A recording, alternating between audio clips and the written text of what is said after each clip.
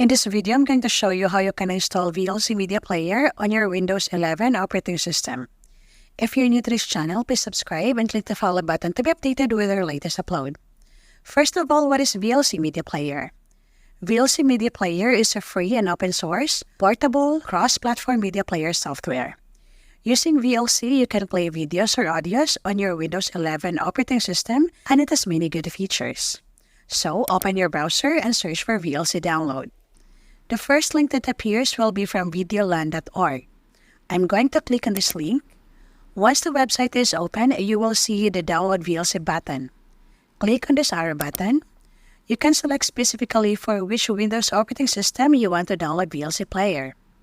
I will choose the 64-bit option here, and then it will start downloading the VLCX file. Just wait for the download to complete.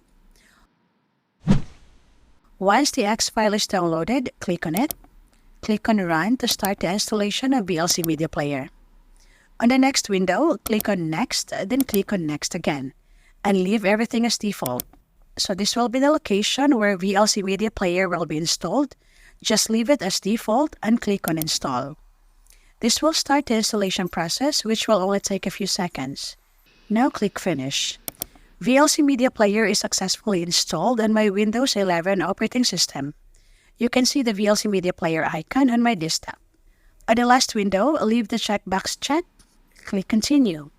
Now let's open a video file using VLC Media Player. Click on the Media option here, and then click on Open File. From here, I can choose any file. On my PC, in my Videos folder, I'm going to select this. It will play on my Windows 11 operating system.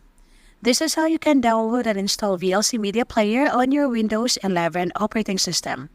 I hope this video helps. For more how-to tutorials, please subscribe or click our other videos to keep on watching.